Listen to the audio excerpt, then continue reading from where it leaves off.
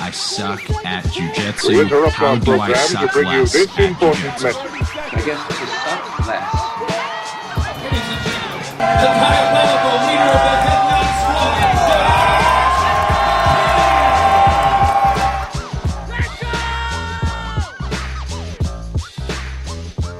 Hey everybody, this is Josh McKinney, and I just want to welcome you to the newest episode of the I Suck at Jiu-Jitsu show.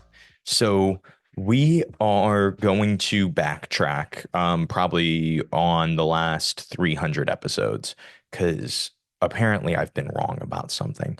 I'll explain the whole thinking behind it. I'll explain the whole kind of setup, the whole kind of reason that I realized that I'd been looking at a big issue in jiu-jitsu from just a little bit of the wrong perspective. And it's this idea, it's this one question. So I was listening to, I feel like I probably quoted this person more on the podcast than any other non-jiu-jitsu doing person. But I was listening to an interview with Greg McKeown, and he was talking to Tim Ferriss, and Tim Ferriss said something about how, yeah, I'm doing this way. And he says, well, is that sustainable? And Tim goes, no, it's not sustainable, but it's working. It's working well for me right now. And Greg McKeown goes, okay, so what you just said is that what I'm doing right now, how I'm putting my effort in is not possible. So if it's not sustainable, it is not possible to keep doing. And he goes, if you rephrased it that way, you would realize that you have this sustainability issue. And the big word, the big thing that I'm always preaching to you guys, the one way to get better at jiu-jitsu, the one way to get to black belt, I always tell you, is to be consistent. And that is still true. The only way to get good, the only way to get really good is to be consistent, is to keep showing up day in, day out, keep getting better. Now, here's the problem with that idea. Consistency is impossible if it's not sustainable. Okay, so what sustainability is, what that means, it means the ability to, I think when I read the definition today, it was like the ability to do over a long period of time at a consistent level. Okay, and that is going to be the big thing that in where my explanation, I think, was wrong. When we think about being consistent, okay, show up to class every single day, and then you're consistent. Here's the problem. Maybe you train too hard at class every single day. Maybe you train with the wrong people. And maybe the whole consistent routine that you have built is not sustainable. And so eventually it causes an injury. Eventually it causes you to burn out. Because sustainability, consistency even was the focus, which is awesome.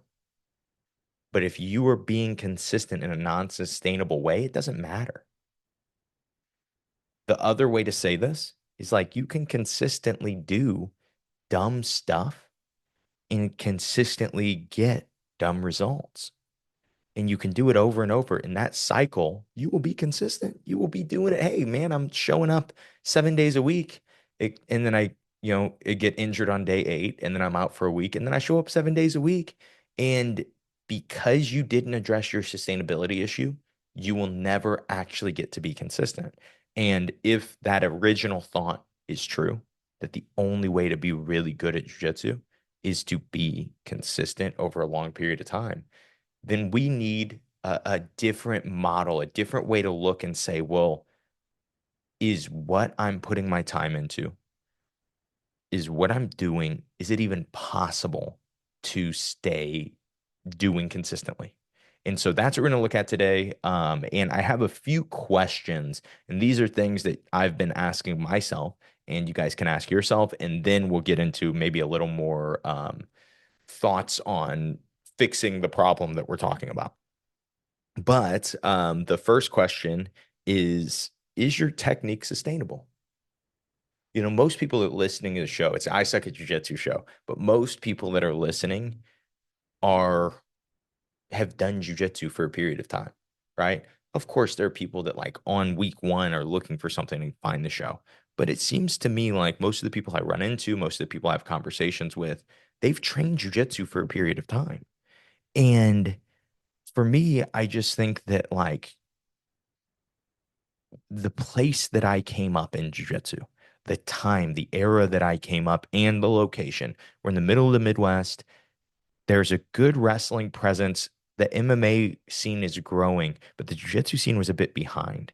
And so most of the guys that are doing jiu-jitsu, even in 2008 when I started, most of the guys that are doing jiu-jitsu are literally doing it so they can be MMA fighters.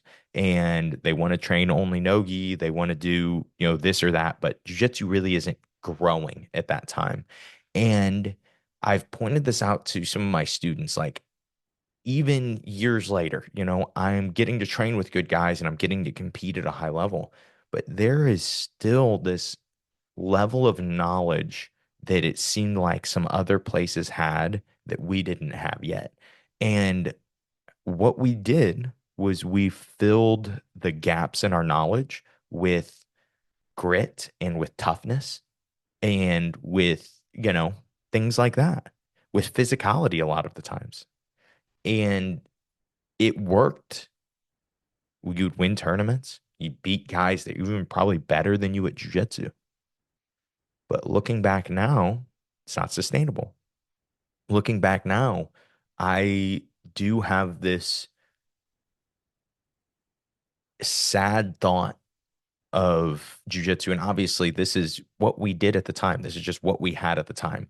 But I have this other thought that says, man, with a different mentality, maybe we would have won less stuff, but maybe we would have had more people still be here, right? Because it wasn't so hard. It was more sustainable.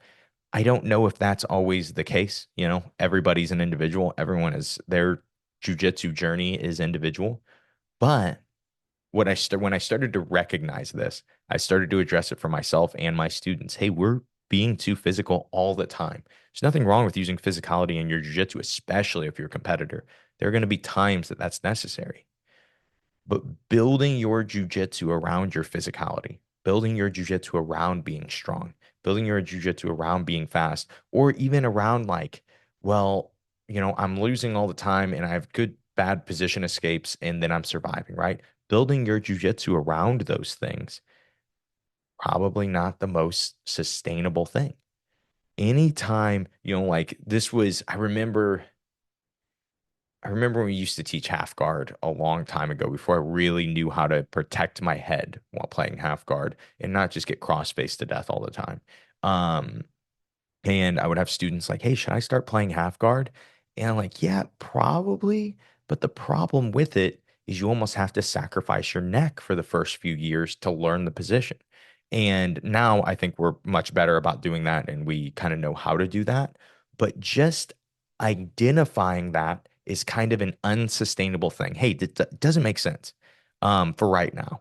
Because the first couple of years of doing it, you're going to be dealing with shoulder and neck injuries that are probably going to keep you off the mat and maybe even make you quit jujitsu. And so it's probably not the best fit, or at least for us at that time. Now, if somebody wants to learn half guard in the beginning, we know how to keep people off our head. We know how to protect our body. We know how to make the position and the idea of the position more sustainable. And it's separate from, it can't go hand in hand, but it is separate from what always works. It's like we can even take a further step back in jujitsu. A lot of us start jujitsu for self-defense. People start for weight loss, people start for community, but a lot of people start jujitsu for self-defense. And you learn self-defense very early in jujitsu. Jujitsu works very well. You learn how to defend yourself. But then what starts to happen is for most of us, we'll have a preference. We'll do gi or we'll do no gi, or we'll do this class, we'll do that class. And then what will start to happen is we will start to build our own jujitsu game. And again, I'm saying all this. This is stuff that I've done. I'm not saying anything that we're doing is wrong. We're just talking sustainability and where it plays a big role in these thoughts. Okay. So we start to build this jujitsu game that says, all right, I am a spider guard player. I love the gi. I'm going to play spider guard.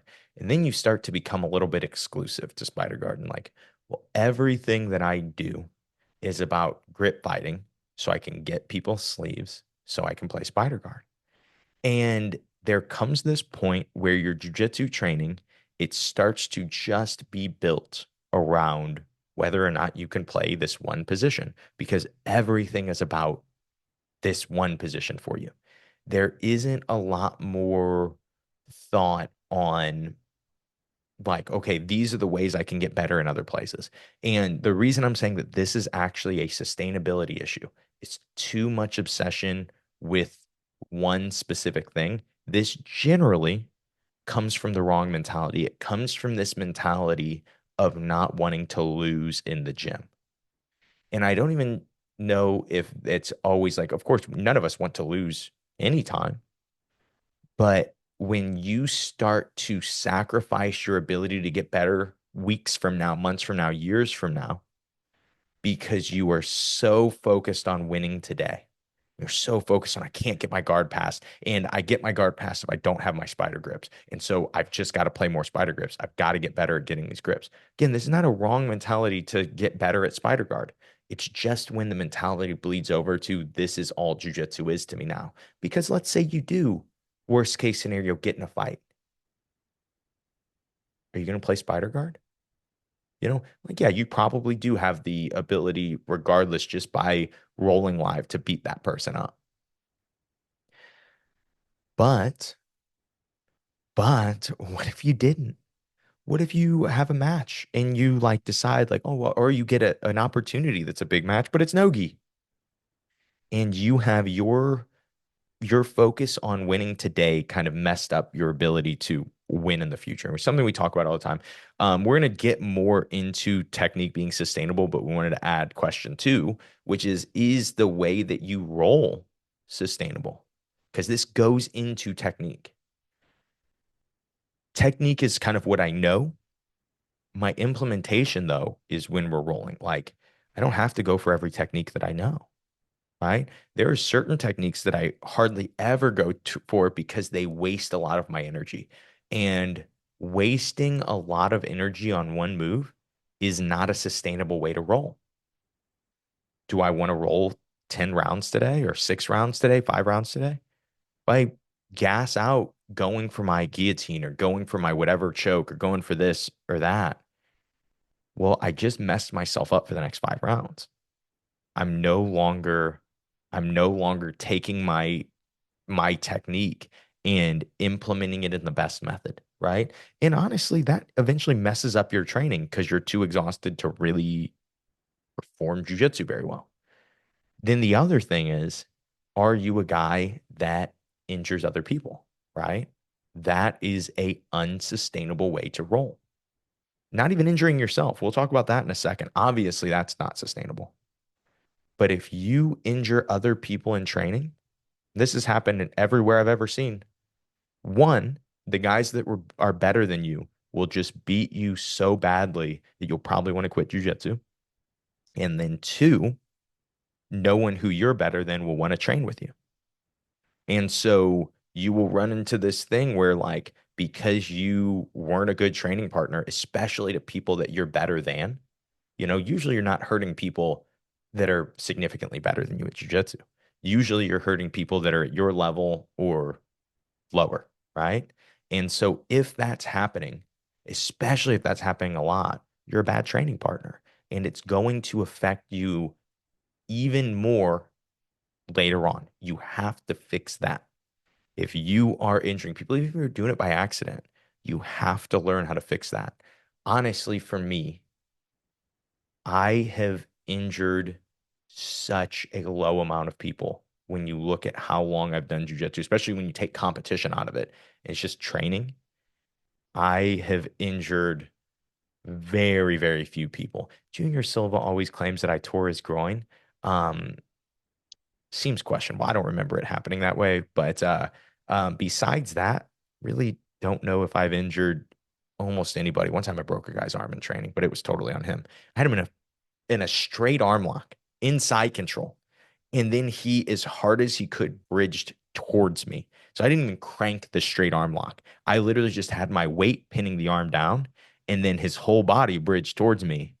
And then his arm just stayed where I was pinning it on the ground. So yeah, that one was bad. But besides that, out of 16 years of training, injured like nobody else. And people always want to roll with me. I get called out 5 times every round. If I don't roll at my gym or at any gym, if I'm just standing there, if I'm sitting on the wall and I'm not going to roll that day, or I'm done training, I'll have to say no to so many people. And it's not because, at least for most people, I don't think it's because they're like, oh, I'm going to get Josh today. Most of them are like, yeah, Josh is he's going to really hurt me mentally. And then quite a bit physically too. But at the end of it, I'm not going to be injured. At the end of it, I'm going to get a chance to get better at jiu-jitsu. And so just knowing how to roll with others, it doesn't mean you can't beat people up. It just means you don't hurt people in a way that prevents them from training, hurt people in a way that prevents them from wanting to train with you. Now, the other thing is the way you roll sustainable. Do you injure yourself? If you were a guy, okay, this is just between me and you. I remember I had this conversation with my dad when he was 50 years old, and he was so offended when I told him. This would have been 12 years ago. And like, dude, you keep getting injured. Maybe it's your fault. You keep saying, oh, this guy did this and this guy did this. Maybe you are too reckless in the way that you do jiu-jitsu. Because I roll with all those guys and I don't get hurt by them. And it honestly, a lot of the rounds don't even feel that crazy. And I think for him at that time, he's like, no, that couldn't be. And he started to question it, like, maybe it is my job to protect me. And when you start to think of rolling that way, that it's your job to make sure that you're safe.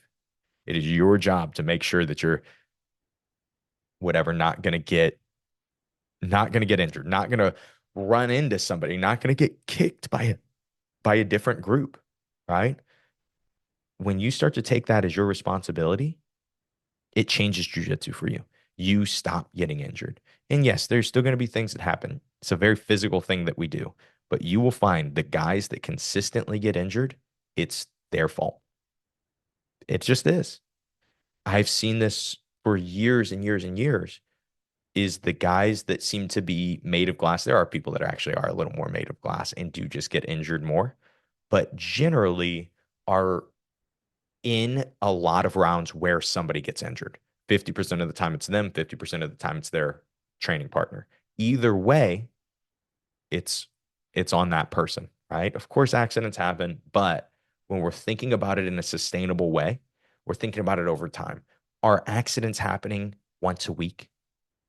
Then it's not sustainable. Once a month even, you're getting 12 injuries a year. It's not sustainable. We have to figure out ways to limit those. And again, I told you guys we'll give more actionable steps at the end.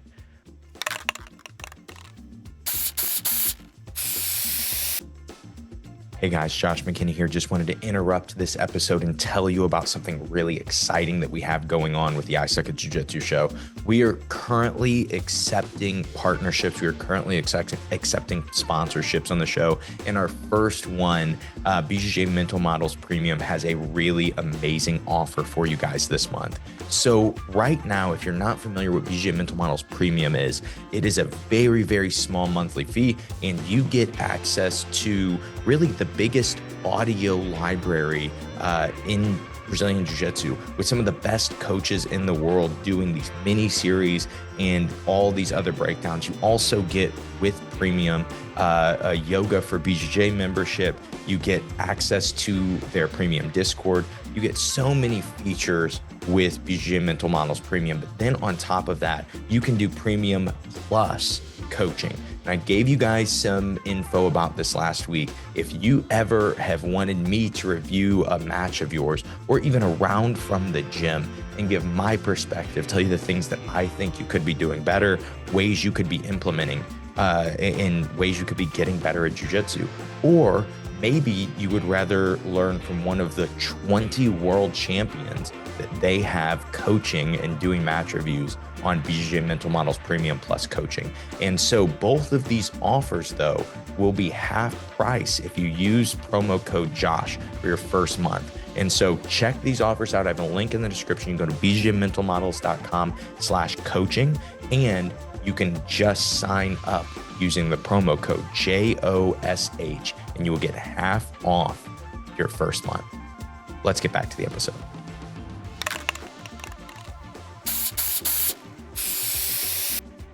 Now, I think let's do these two together. Next two questions. Is your routine sustainable? We touched on this a second, but then the other one is, are your goals sustainable? Or at least, is your routine to get to your goals, right? There can be why I look at these two things together, and we always do this on the show, is we always talk about how, you should always have end goals. You should always have things you're focused on, but it's your routine that gets you there, right? And then you focus on building your routine. You focus on building your habits, okay?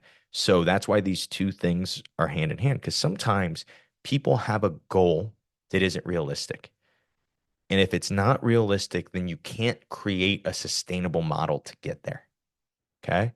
If your goal is to be, I don't know, if your goal is to be 7 feet tall and you're 6 feet tall, it does not matter what sustainable goals you set or what sustainable things you do. Like, I'm going to stretch every day. I'm going to reach up to the stars every day. It don't matter. You're going to be 6 feet tall, right? And that's a very simple thing that we could all agree on. It's this physical thing. Like, oh yeah, you can't just think yourself taller. But there seems to be this struggle for a lot of people where it's like, well, I believe in myself. I want to be a great competitor. I want to be a gi black belt world champion. And that's what I want to do. And what the problem is one, there are 100 tournaments that you would need to win skill-wise to be good enough to be a gi black belt world champion. But so often people will say, well, that's what I'm focused on. And so I'm not going to do all these small tournaments that are, because like they don't even make sense. They don't even make sense for me. And they create this goal that is just not realistic. If you can't win the 100 lower level tournaments or even one of them, how are you going to win against the best guys in the world when they are performing at their best? You won't. And so no matter what routine you make, if you're too old, if you're too inexperienced, you just at this time in life, you've got years and years before you're going to be at that level, then that shouldn't really be your focus. It can be a long-term goal, but it's got to be broken down into small goals that are sustainable. The problem with the big goal mindset, and I think this is any sport, but I've only ever experienced it in jiu-jitsu, and it's the problem with like, this tournament is the one that matters. This is the one that matters. Is like, I've had a lot of tournaments like that over 16 years. And I've won some of them and I've lost some of them. In either way, it's irrelevant. Few more people are excited for you. Few more people know your name if you win. If you lose, you're really sad because you're like, oh, if I would have won, my life would have changed. Most of the time, at least in my opinion, your life doesn't change. Most of the time, people don't even care if you win or lose. When we start to get so focused on that end goal, we forget that the routine is what we love about jiu-jitsu. We forget that the training and the community is what we love about jiu-jitsu. And I'll say this like this. So I have this theory on, I always pay attention to what certain athletes will post on social media, like high-level jiu-jitsu athletes. And there are certain guys that I see, and I don't even know these guys, but I just like, when I see how they post, when I see how they look in the gym versus how they look at the tournament. Like, not jujitsu wise, how happy they are in the gym and how not happy they look at the tournament. A lot of times it's because people, like, as you get good at jujitsu, it's this requirement. Well, you got to go compete and you got to go win. But what if you don't like it? What if it's not fun? Well, if it's not fun, it's probably not sustainable, right? Because let's say that you're going and winning, and at least that is enough for you. No matter what, at some point, you start to lose. You're going to start losing matches. As that happens, start to play in your head, I hate this. And this is what jujitsu is. I hate jujitsu. And then you leave. And I see this. It's hard. I try to not like just name off specific people because you don't know of people's life. So I don't typically do it in on the show. But I've seen specifically, there was this brown belt. He's one of the best. He was a world champion at brown belt. And Kyle was in a division with him. And Kyle was incredibly good at the time. And the guy beat Kyle like handily.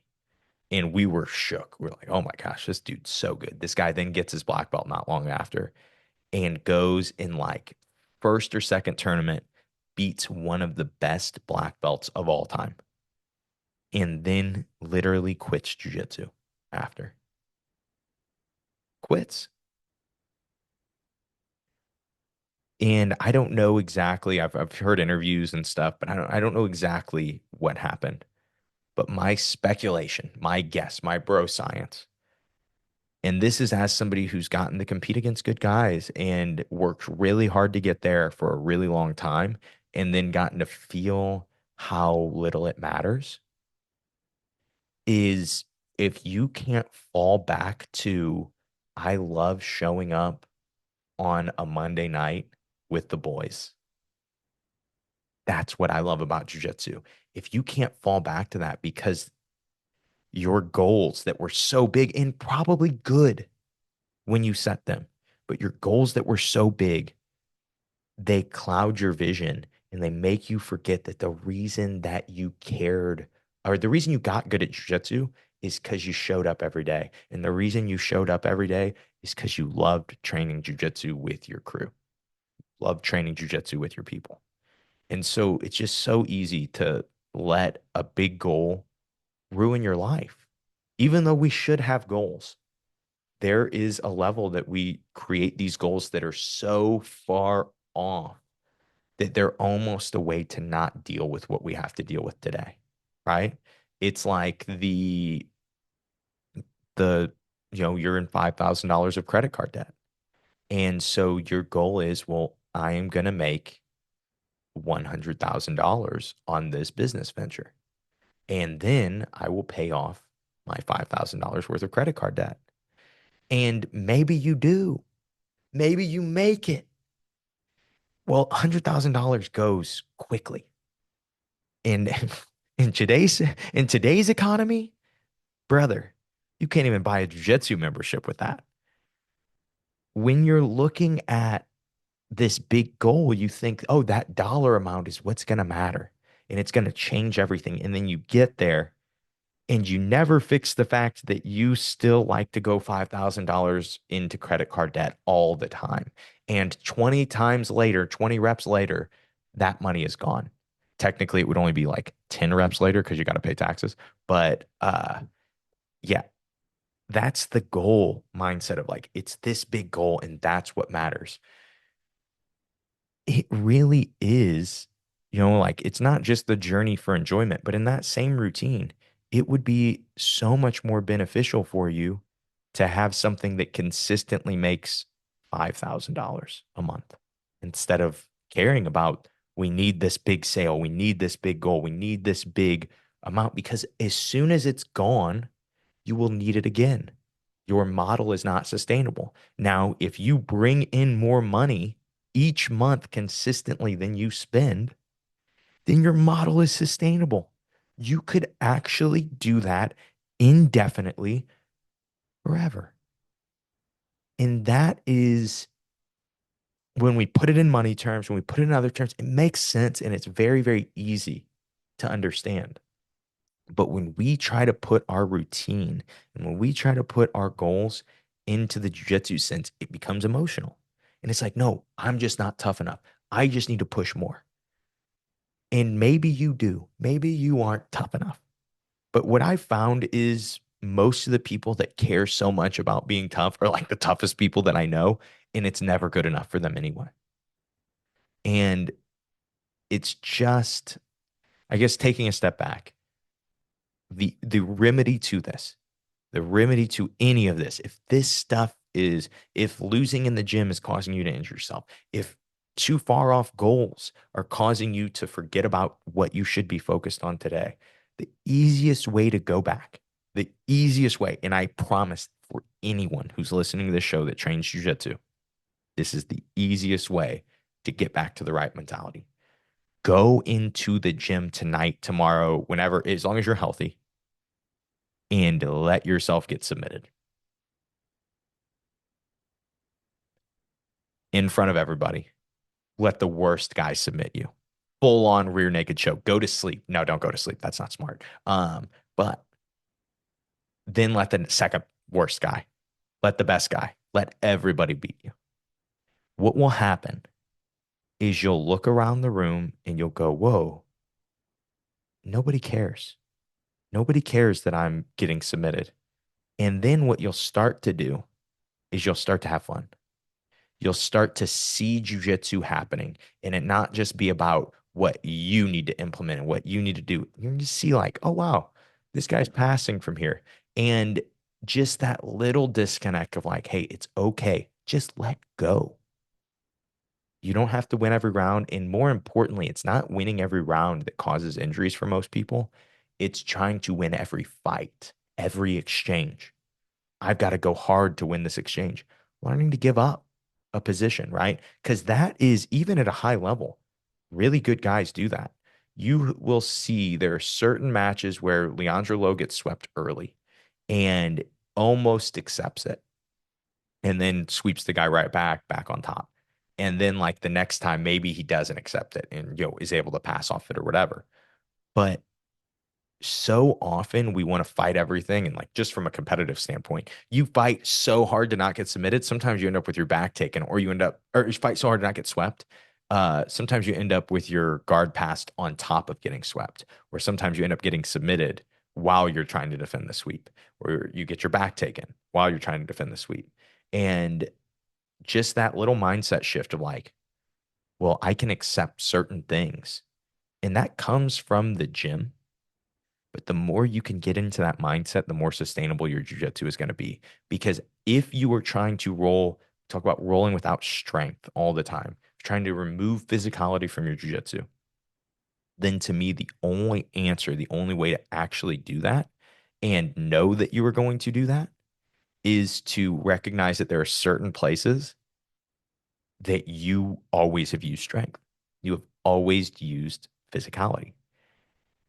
It's so weird in jujitsu because physicality is important.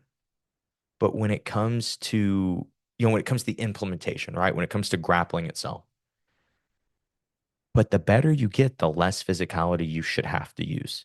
And if your jujitsu's tied into that, then you will always be dependent on it. Okay. Um, this could be a terrible example. But my brother is a regenerative farmer. Okay. So he farms animals, and the goal while farming animals is to regenerate the land naturally that you are maintaining. And it would be very easy. And when you farm this way, you're definitely going to have a lower yield than certain people that are farming in practices that are not as what? Sustainable, right? And those guys can even get bigger results. And they could get, like they like, hey, dude, we raise we have twice as many eggs as you do when it comes. I've been eating the heck out of farm fresh eggs from my brother. And that's all I think about anymore. I don't even like eggs. Yeah, little random note on that. I in even my 11-month-old son, it is doing the same thing. I can make an egg from the store side by side with an egg from my brother's farm, and it tastes similar. They both taste like a chicken egg, but the one from my brother's farm tastes like 2 times as much flavor of a chicken egg. And it is delicious. You guys should find a place to get pasture raised, organic, farm fresh, regeneratively farmed eggs for free consistently each week. That's how you should be more sustainable. But uh, in that same mindset, though, is you could easily say, well, you should be adding more chemicals to your land. You could grow more crop and then they could eat more. You should only bring in this outside. Hey, you should only do this to feed animals this way. And there's way more requirement to do stuff by feel, the way my brother's doing it, to interact with, well, we need to move the pens over here because they need to eat this vegetation now. And he has a lot of goats, and that's what is a lot of what he's farming generally. But anyway, you can always go to that other side though and say, yeah, but you could add this and you could add that. The problem though is his way is sustainable and the other way is you literally are required to each year, whatever you added to this stuff, you're required to do it again. You stop being sustainable and you start to like have to rely on, we won't get into the politics of all this and how it's the government controlling all of this. But you end up having to rely on certain things that are not natural, that are not sustainable. And the reason I wanted to give this example is because there is this problem in jiu-jitsu, and I talk about it way too much on the podcast, so I'll keep talking about it. And it is that the training model built around jiu-jitsu is built around steroid users learning jiu-jitsu and then trying to perform it at a 5-minute pace, right? The amount of physicality required to do that is unbelievable. The amount of recovery that these guys get allows for routines that are not logical. You can Google how to get better at jiu-jitsu. You won't get an I Suck at Jiu-Jitsu episode that gives you and regular people a really simple way to do it. You will literally get a multiple time world champion telling you the best way to get good is you just train 3 times a day. Train 3 times a day. It's not sustainable unless you bring in something from the outside. You take steroids. And now we're back to the sustainability issue of everybody being on steroids. That's not sustainable. How do I know this? My dad grew up as a bodybuilder. A lot of his friends did steroids for a long time and then died at 50. And like, I remember my dad being in his 40s and being in his 50s, being like, yeah, this guy died of a heart attack. You know, I'm 12, 13. I'm like, man, that's crazy. Old people die all the time, though, Dad. It's okay. Like, wait a second. Knowing now what I know, like, these 50-year-olds that are supposed to be healthy and in shape shouldn't be dying. They shouldn't be having heart attacks. It was because they did steroids, and they did steroids for a very long time. They created this routine of life that was built around drug use. And then that drug use killed them because they couldn't remove it. There was never a point that they could go, hey, I just want to lift because I love lifting. I just want to lift because I love hanging out with the boys. They couldn't go back to it. They got addicted to the pump. That's what my dad always called it. And it's, it's not a sustainable model. And so when you were thinking about jujitsu in the future for yourself, it's like an easy question. It's like 10 years from now, could I do exactly what I am doing right now in jujitsu? For me, as a 40-year-old, I wholeheartedly believe I could do exactly what I do right now. I think I'll just be way better at it. And the reason I say this now is because as a 24-year-old, 25-year-old, I really started to focus on removing physicality from my jujitsu. There are still places that I catch myself being way too physical, wearing myself out, doing risky movements for my body. And I see those way clearer now because I've removed so much. I'm like, oh my gosh, I'm muscling the heck out of this 12-year-old right now. That means that this is not a real position, right? If I can't get it to work efficiently against a child and I have to use physicality, I'm doing something wrong. And when I started to look at jujitsu that way, then and remove and remove and remove, now anytime I feel it, I'm like, oh, shouldn't do that anymore. Shouldn't do that anymore. And man, it's made such a difference. Now let's shift, let's just shift our mindset just a little bit because there are a few other places that I wanted to talk about this. I've really just focused on us as a jujitsu person, right? Talk a little bit about jujitsu athletes. But just us as a person trying to get good, as a jujitero, is that what they call it? Person who does jujitsu. Well, um, let's look at some other places that you should check your sustainability.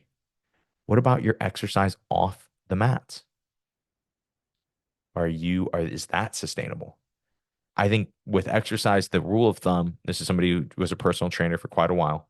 The rule of thumb that I've always um given my clients when I used to have clients was if your exercises cause injury, then it's not smart, right?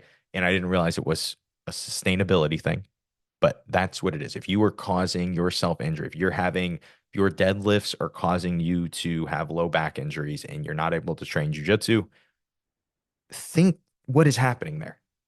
Think about that situation. Your goal is to become strong. You're literally injuring yourself. You're injuring joints that are going to be very, very, very important, discs that are going to be very important later in life with the mindset of, oh, this is going to make me better at jujitsu. And it's not. I can bring me the deadliftingest person in the world and I'll beat him down. You got to have good jujitsu to be good at jujitsu. Doesn't matter how much you can lift. Yes, it can help you today, but I promise one day that physicality is going to diminish. And maybe your goal is to just do jujitsu for 2 years, 3 years, win rounds in the gym for those 2 and 3 years. If that's your goal, do that. But if your goal is to train for a long period of time because you recognize how beneficial jujitsu is, how fun jujitsu is, and then all of a sudden, as soon as you stop being able to do it, it stops being beneficial. It stops being fun. Jiu-jitsu is nowhere near as fun to watch when you're injured for a long period of time and you can't go implement what you watch. It gets boring. And so when it comes to like the exercises you're doing, when it comes to the diet that you have, are you someone like me who has been terrible with a sustainable diet for jujitsu competition or just for jujitsu in general? The more I've recognized this over the years, and it's hard to tweak any of these things, but the more I've recognized this over the years, the more I've realized like it's not the diet when I'm on the diet. It is how intense the diet is when I'm on the diet that causes the pendulum to swing in the other direction really, really hard.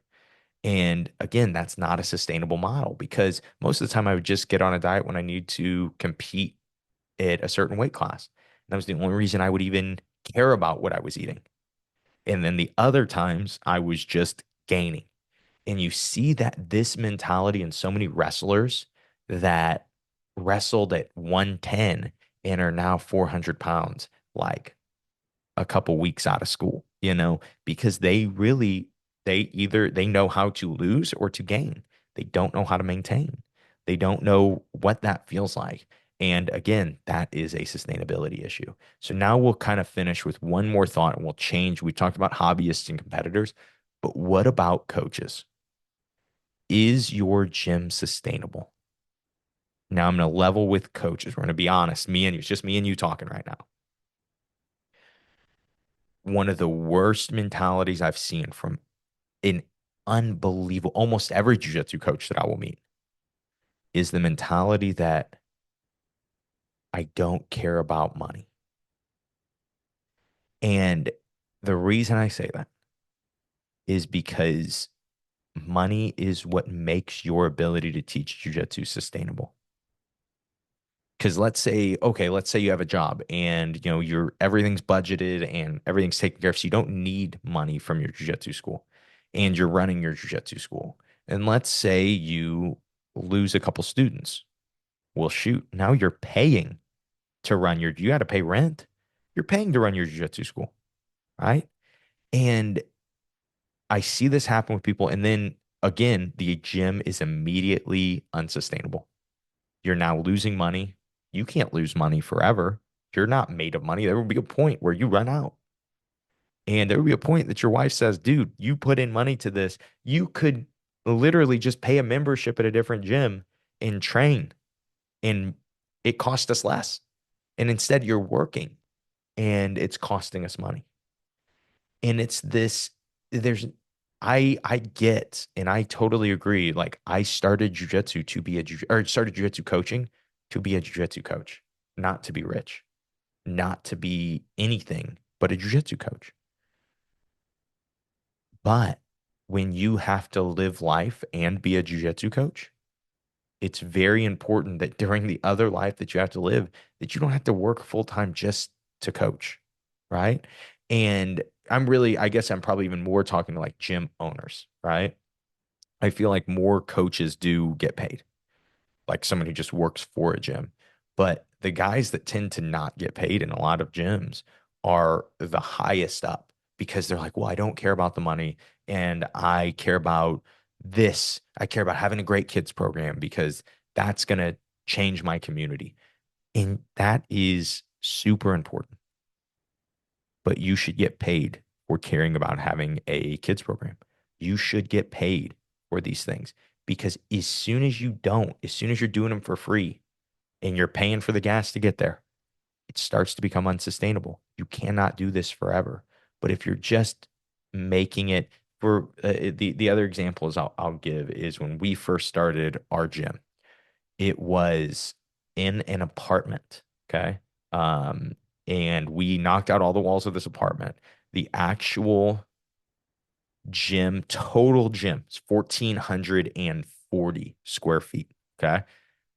There was a bathroom in that square footage, and then an entire personal training gym that we had in the 1,414 square feet or 40 square feet. I think we had 750 square feet of mats with probably another 100 square feet that you could like walk next to the mats. And we did that, and it's like, oh, it doesn't look professional. It's not pretty. But when we did that, we obviously had pretty cheap rent. And on the first night of starting our jujitsu school, we had enough people to pay rent that signed up. So we never had any sustainability issue when it came to head nod. Even though I wasn't getting paid for a very long time, it was still not costing. It was still not, it was not stealing from me, right? And then obviously now, we have a big enough gym and I do get paid. But if I had went in, let's say like this gym that we're at now, the space that we have now, we just after 9 years, we just broke a really big student number that we've been wanting to break. And let's say, and that's actually been since day one for me, the number of students I had hoped that we could get to one day. Um, and during the time, I could have, this building that we're in was actually probably still for sale um when I first when I first started my school.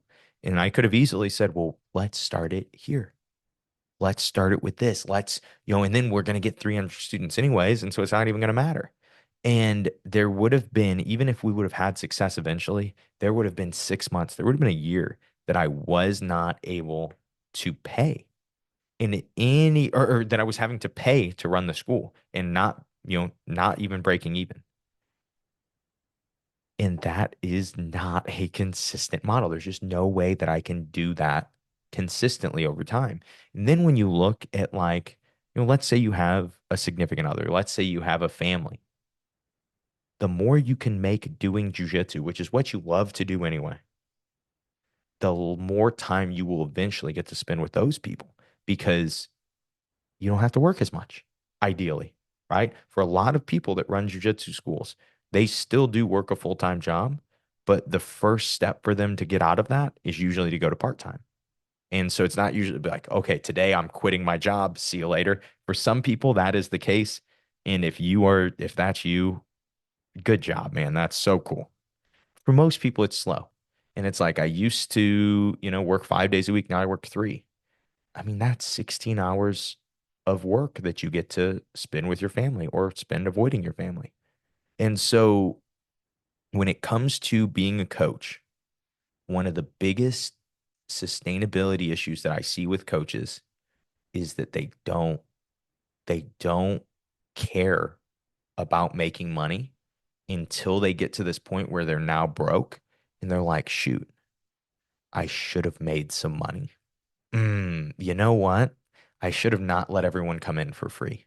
You know what? I should have charged more. That's the hardest one for coaches. It's like, yeah, but we started charging $50 a month.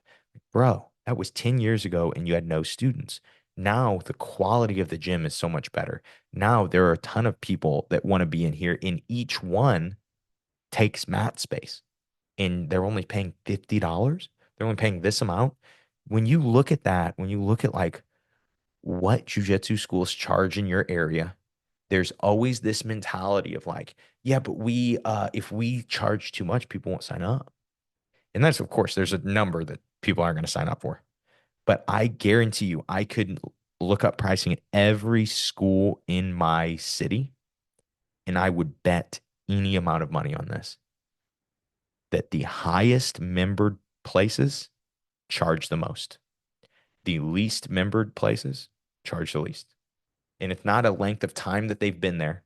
It's just that people that, like for you, you think, oh, well, I'm giving this amazing thing away to people for way cheaper than it should be. And the way, at least in America, how things work for people is like dollar amount is what they see. And so um, they will be like, oh, so your knowledge is worth $50 a month. Got it. Because this dude's knowledge is worth $200 a month over here, and then there's people paying over there too. And it's this, you don't want to sell yourself short. And it's so easy to do it. Oh, but that coach is more experienced than me. That coach is better. Dude, when I started my gym, I was a purple belt. And in the beginning, we were charging hardly anything. And there was this point where I was signed up for, it's actually a meeting with Matt Arroyo. And he was talking about, you guys don't know him. He's a Instagram reel, TikTok famous guy right now. He's popping off for jujitsu, but really, really good for marketing for jujitsu. And one of the biggest things he was saying was like, dude, you charge half as much as you should be. And I'm like, oh no, you don't know my area, all the normal excuses. Um, and he's like, no. He goes, just do me this favor. He goes, try for the next 10 people. See if it changes how many that come into your gym. Tell them it's this price. He goes, see if it changes how many people sign up. And the same amount of people out of 10 signed up is what normally would. And he's like, dude, now you literally, it was as if you doubled the amount of signups you had. I'm like, wow, that really does make a difference. And it also makes this mentality difference for people like, oh, what I am doing. Dude, if it's an unlimited jujitsu membership and somebody comes in 3 to 5 days a week, think about how significant that is for somebody's schedule. That's worth more than probably any jujitsu school charges. When you think about like, hey, if I had a dance class that taught your daughter dance 5 days a week, it's insane how much more those things cost, or soccer, or anything else. God forbid hockey. Oh my gosh. But you can tell I'm a new dad who's starting to see the prices of how much it costs to put kids in sports. But just when it comes to coaching jujitsu, when it comes to running a school, selling yourself short will be so unsustainable because as we're seeing, things are going to keep rising in price. Just how things work, right? You have things like how many jiu-jitsu schools that were in that non-sustainable position closed down during COVID. I bought my school, my new gym that we're at now, or my new space that we're at now. I bought it in February of 2020. It's February 22nd is I think when we moved in. And I don't know if you guys remember, but it was about March 20 something of 2020 that everything closed down. And if we were in a non-sustainable situation, if we had bit off more than we could chew for this building, if I was giving away too much jujitsu for free, we would have lost our gym. And there would have been hundreds of people who want to be doing jujitsu with me that could no longer, with my team that could no longer, with each other, and they couldn't. And it would be because I was the nice guy who didn't charge enough. I was the nice guy who let people come in for free too much, right? And it's a issue when it comes to, I know this is a separate issue for most people that don't run a gym, but if you are listening to this, know what your coach is charging you is fair. If it wasn't, people wouldn't pay. People wouldn't be there. And it's so hard to actually say, like, yes, this is what jujitsu is worth. For example, I used to have people who would call and they would be like, how much is it a month? That'd be the only question they would have. And I would say, like, oh, it's, at the time, let's say it's $100 a month. Like, oh, it's $100 a month. And they'd be like, yeah, that's too much. And then I would be like, oh, well, there's a lot of benefits to jujitsu and self-defense and Hoist Gracie. And now somebody says that costs too much. And I said, you haven't even come into a class. What are you talking about? That costs too much. Do you look at a car and go, that car costs too much? I don't know what's in it. I don't know how fast it goes. I don't know what mileage it gets. No, you don't do that. You don't get to just say, oh, well, I think jujitsu should cost this much. Get out of here. You know what? You can't sign up at the gym. It's always that last sentence that really hurts the gym. And so my wife's been, not letting me talk to anybody new. But the first couple sentences not only feel really good to say as somebody who gets so annoyed by that question, because any school owner, anytime I ask, they'll always be like, hey, why does everybody just call? And the only thing they ask is like, what's the price? And I remember my coach, Kyle Watson, had a really good reasoning behind this. He goes, dude, they don't know jujitsu. What else are they going to ask? I'm like, oh, that's a good point. But when I would get that response of like, oh, it's too expensive. Like, dude, you haven't even come in for a class yet. What are you talking about? It's too expensive. You know what? You're not welcome anymore. Deal is off the table. And yeah, that's a lot. That's a good place to end it on how to ruin your jiu-jitsu school by yelling at everybody. So last idea that we'll finish with is the sustainability thing is really it's about long-term growth. Okay. And when you think about long-term growth, I love the Andrew Luck, and he was doing John Gruden's football camp. And I know John Gruden got some heat recently, but he's got a YouTube channel now, and it's pretty good if you're a football fan. Look, I get it. If you can't get past the other stuff, it's fair. But he's really got some good football stuff. Anyway, he's doing this interview with Andrew Luck when Andrew Luck's coming into the league. And he says, all right, Andrew, I want you to draw me a spider 2Y banana on the whiteboard. And so Andrew Luck's like, oh, okay, I'll try this. Oh, this guy goes here, this guy goes here. And he goes, okay, so tell me your reads. Okay, so meaning as the quarterback, who he looks at first, second, and third. And so it's like you look at this guy first, and that's going to be the biggest play. And then he says, and then if he's not open, I look to my check down. Your check down is somebody who you kind of throw to minimize damage. You throw to, hopefully he gets a couple yards. And then he's like, and then if he's not open, I always throw to the fullback. And he goes, why do you always throw to the fullback? And he goes, because it's always 2 or 3 yards. And he goes, 2 or 3 yards. Why do I care about 2 or 3 yards? And because that's how John Gruden was in these or in these quarterback camps. He's like, why would I care about 2 or 3 yards? Andrew, get me something big. And Andrew says, you can't go broke making a profit.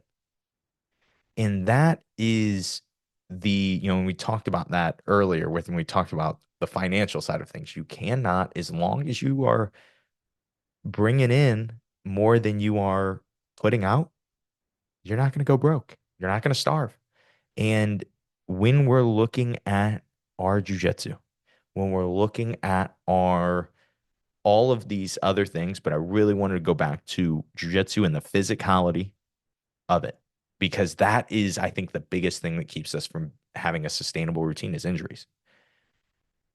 Changing the mindset to, can I make a profit each week? And your profit is getting better at jujitsu. It's to actually recognize, or each month or each 6 weeks, whatever span you want to go into. And then being broke, the negative is things that keep you off the mat, things that keep you out of your routine. And if you start to go, man, I got 1% better this week and I didn't injure myself, that is the sustainable model to follow. Maybe you trained only 3 days that week and you usually train 5. And you're like, you know what? But why would 3 days be better? Because you're not injuring yourself. You're not damaging your body. You're not digging into your recovery.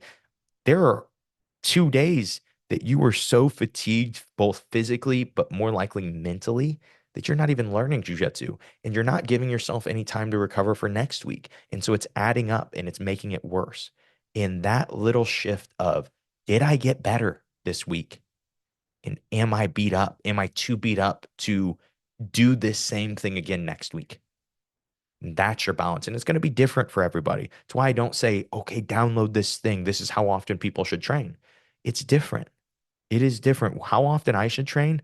I probably at this point train less than like anybody listening to the show. And I know that sounds wild, but I told you guys a little bit ago that I finally have a place that I think at 40 years old, I will still be able to do jujitsu. And what's also interesting about my routine is I've been getting better during my routine. I've been noticing myself get better at jujitsu in good percentages too, even though I'm not training as much jujitsu and I'm not doing as many super hard rounds. Not that there's not a time and place for those things. It's just those haven't been the things that have been game changers for me lately, especially when so often the hard rounds just become the thing that you have to do. It's just part of the job of being a jiu-jitsu guy. And yes, you need your hard rounds, especially if you're going to compete. But when it comes to getting better at jiu-jitsu, I am at this point in my jiu-jitsu able to get better without doing many hard rounds. And that is the most sustainable model that I've been able to find for myself right now. And hopefully that is going to pay off very much in the future. And yeah, hopefully we'll all have a really sustainable model that we can follow. And hopefully this helps you guys a little bit. I know it's a kind of a not a different episode, maybe a little bit of a type of episode we used to do all the time, and I just haven't done in a long time. But one of these deep dives on just an idea. And that's all I have for you guys today. We have a Q&A. It's either I'm recording it this week. I don't know if it comes out when exactly it'll come out, maybe a week or two from now. But I have a Q&A. Be sure to send in an email, josh@simplifyingjujitsu.com, or there's a link in the description of these episodes that says Ask Josh Anything, and you can just drop your question in or your hot take. Always love hearing hot takes. And yeah, I'll riff on it. Have a great day, guys. I hope that today's episode helps you guys suck just a little bit less at jiu-jitsu.